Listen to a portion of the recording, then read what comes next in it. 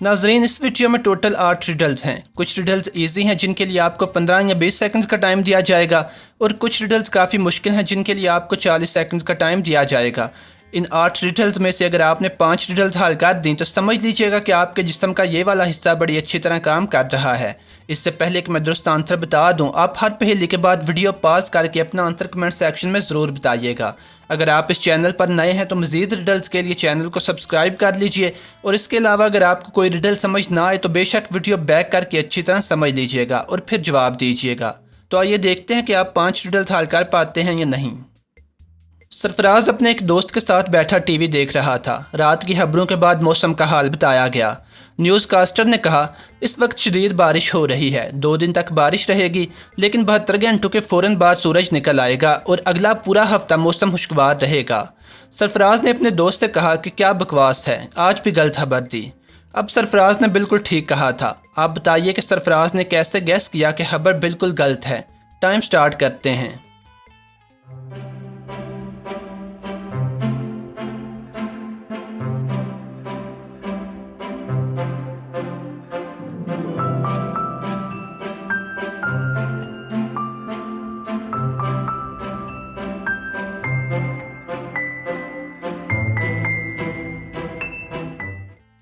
जवाब ये है, दोनों रात के वक्त खबरें देख रहे थे, और अगर आप न्यूज़ कास्टर को गौर से सुने तो उसने कहा कि 72 घंटों के फ़ौरन बाद सूरज निकल आएगा, हालांकि 72 घंटों के फ़ौरन बाद रात का टाइम ही होना था। 4 दोस्तों ने एक जगह पर दौड़ की शर्त लगाई। उन 4 दोस्तों के नाम ये हैं, नवीद, अली, अरसलान और अमजद। अब दौड़ के बाद नवीद कहता है कि अरसलान मुझसे आगे था और उसके और मेरे दरमियान सिर्फ एक बंदे का फासला था, और जो अमजद था वो ना तो आखिरी नंबर पे था और ना ही पहले नंबर पे था। नवीद ने मज़ीद कहा कि अरसलान दूसरे नंबर पे नहीं था। अब जितनी बातें नवीद ने बताई हैं, आप इन बातों से गैस करें कि कौन किस किस नंबर पे था। आइए टाइम स्टार्ट करते हैं।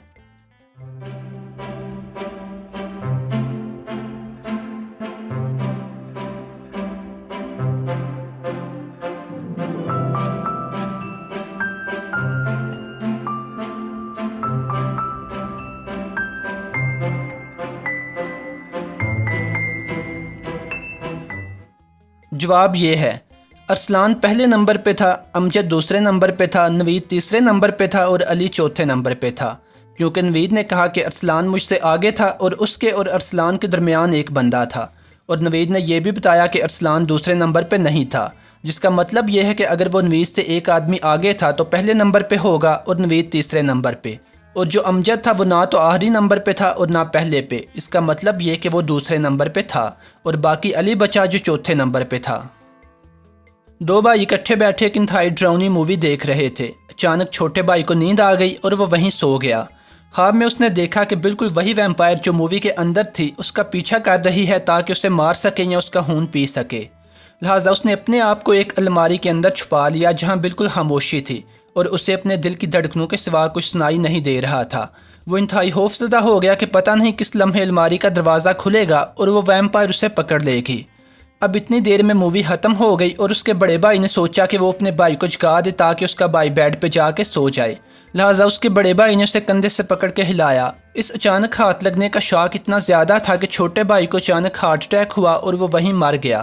अब आप ये बताइए कि क्या ये कहानी सच्ची हो सकती है या नहीं। आपका जो भी जवाब हो उसकी वजाहत भी कमेंट सेक्शन में कर दीजिएगा। टाइम स्टार्ट करते हैं।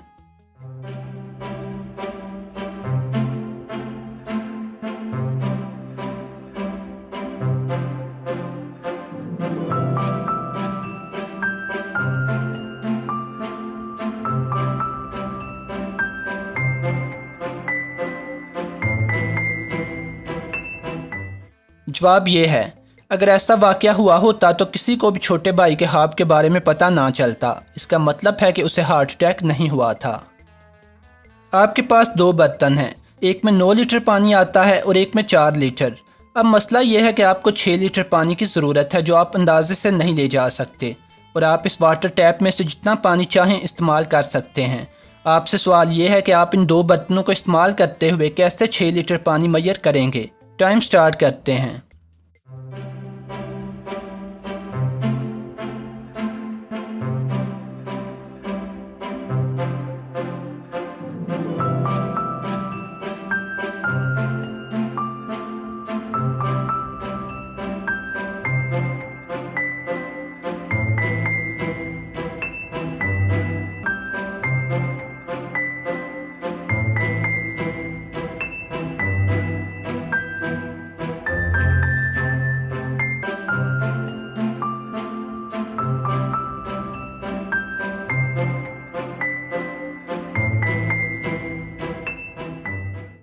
जवाब ये है, पहले आप 9 लीटर वाला बर्तन भरेंगे, फिर इस 9 लीटर के ज़रिए आप 4 लीटर वाला बर्तन भरेंगे। इस तरह इस बर्तन में आपके पास 5 लीटर बाकी रह जाएगा। आप इस 4 लीटर को गिरा देंगे और दोबारा इस बर्तन की मदद से 4 लीटर वाला बर्तन भरेंगे। इस तरह इस बर्तन में बाकी सिर्फ 1 लीटर रह जाएगा। अब आप 4 लीटर वाला बर्तन दोबारा खाली कर देंगे और ये वाला 1 लीटर पानी आप 4 लीटर वाले बर्तन में डाल देंगे। अब आप दोबारा इस वाटर टैप से 9 लीटर वाला बर्तन भरेंगे और इस 9 लीटर वाले बर्तन के ज़रिए आप ये 4 लीटर वाला बर्तन दोबारा फिल करेंगे। चूँकि इसमें 1 लीटर पहले से मौजूद था, इसलिए 3 लीटर इसमें से उंडेल लेंगे, जिसके बाद इस बर्तन में 6 लीटर बच जाएगा जो आपकी ज़रूरत है। एक आदमी अपने अपार्टमेंट में मौजूद था कि अचानक उसे शक हुआ कि बाहर कोई चोर है। असल में उसके अपार्टमेंट के बाहर सुबह से एक आदमी इधर उधर घूम रहा था। कभी कभी उसे एहसास होता कि बाहर घूमने वाला आदमी उसके अपार्टमेंट के बिल्कुल सामने रुक जाता है। लिहाजा वो घबरा गया और एक डिटेक्टिव को कॉल कर दी। अब जब बाहर घूमने वाला आदमी अपार्टमेंट के पास मौजूद नहीं था तो वो डिटेक्टिव जाके अपार्टमेंट के अंदर बैठ गया ताकि दरवाजे के छोटे सुराख से सब कुछ खुद ऑब्जर्व कर सके। कुछ ही देर बाद अपार्टमेंट के दरवाजे पर नाक हुई और वो आदमी अंदर घुस आया, लेकिन आते ही उसने माजरत की और कहा कि वो समझा शायद ये उसका अपना अपार्टमेंट है। लेकिन डिटेक्टिव ने बाहर से आने वाले बंदे को फ़ौरन गिरफ्तार कर लिया।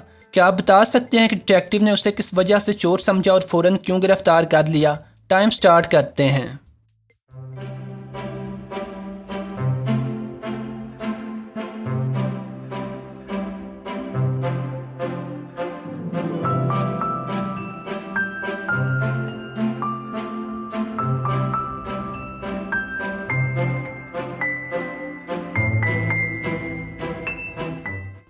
जवाब ये है, कोई बंदा अपने अपार्टमेंट में आने से पहले दरवाज़ा क्यों नॉक करेगा, लेकिन उस आदमी ने पहले नॉक किया था।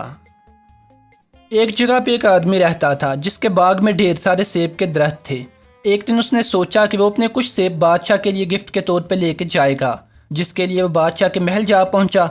अब बादशाह के कमरे में जाने के लिए 7 दरवाज़ों से गुजरना पड़ता था और हर दरवाजे के बाहर एक चौकीदार खड़ा था। जब सेबों वाला आदमी पहले चौकीदार के पास पहुंचा तो चौकीदार ने कहा कि वो उसे तब भी गुजरने देगा जब वो अपने आधे सेब उसे देगा। सेबों वाले आदमी ने कहा कि ठीक है, लेकिन उन आधे सेबों में से तुमने एक सेब मुझे वापस करना है। चौकीदार ने उसकी बात मान ली। उस आदमी ने अपने थैले में से आधे सेब निकाले और चौकीदार को दे दिए। चौकीदार ने उनमें से एक सेब उस आदमी को वापस कर दिया। अब जब वो आदमी अगले 6 चौकीदारों के पास से गुजरा तो सब ने यही डिमांड की और उस आदमी ने भी अपनी शर्त दोहराई और इसी तरह वो सब चौकीदारों को आधे सेब देते और एक सेब वापस लेते हुए बादशाह के पास पहुंचा। जब वो बादशाह के पास पहुंचा तो उस आदमी के पास 2 सेब अब भी बाकी थे। अब आप ये बताइए कि जब वो आदमी घर से चला था तो उस आदमी के पास कितने सेब थे? टाइम स्टार्ट करते हैं।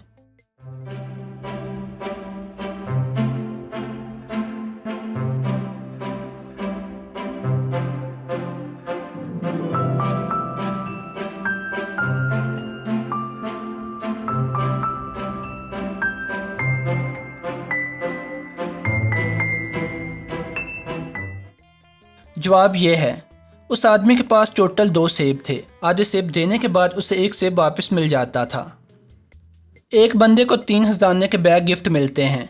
उनमें से एक बैग के ऊपर गोल्ड, दूसरे बैग के ऊपर सिल्वर और तीसरे बैग के ऊपर डायमंड्स लिखा हुआ है। अब असल में इन तीनों बैगों के ऊपर जो लेबल हैं वो गलत हैं, यानी जो बैग के ऊपर लिखा हुआ है बैग के अंदर वो चीज़ नहीं है बल्कि कोई और चीज़ है। अब इस आदमी के आगे शर्त रखी गई कि वो सिर्फ एक बैग के अंदर देख सकता है कि उसमें क्या है और इस बेस पे उसने बाकी 2 बैगों के बारे में सही अंदाज़ा लगाना है कि उनमें क्या क्या है। अब आप ये बताइए कि आदमी किस बैग के अंदर देखेगा और कैसे अंदाज़ा लगाएगा कि बाकी 2 बैगों के अंदर क्या क्या है? टाइम स्टार्ट करते हैं।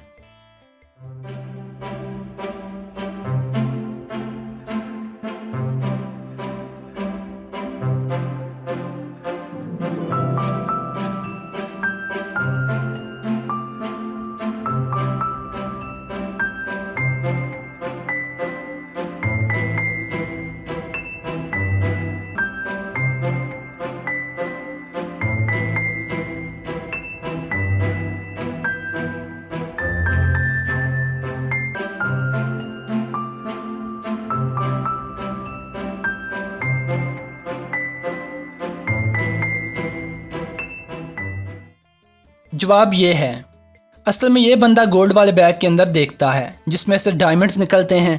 अब 2 बैग बाकी रह गए, एक जिस पे सिल्वर लिखा हुआ है और दूसरा जिस पे डायमंड्स। अब देखा जाए तो डायमंड्स इस आदमी को गोल्ड वाले बैग के अंदर पहले ही मिल चुके हैं, जिसका मतलब है कि बाकी 2 बैगों में सिल्वर और गोल्ड होंगे।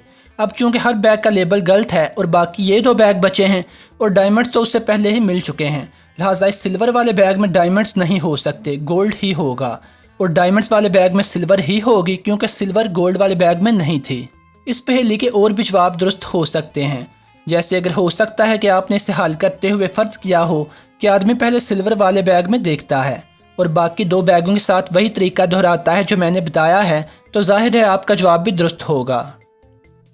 फ़र्ज़ करें कि एक बैग में 5 टोपियाँ हैं, जिनमें 3 टोपियों का रंग रेड है और 2 का ब्लैक है, और करीब 3 बंदे रेत में दंस गए हैं जिनकी सिर्फ गर्दनें ही रेत से ऊपर हैं, और ये तीनों बंदे एक लाइन में हैं।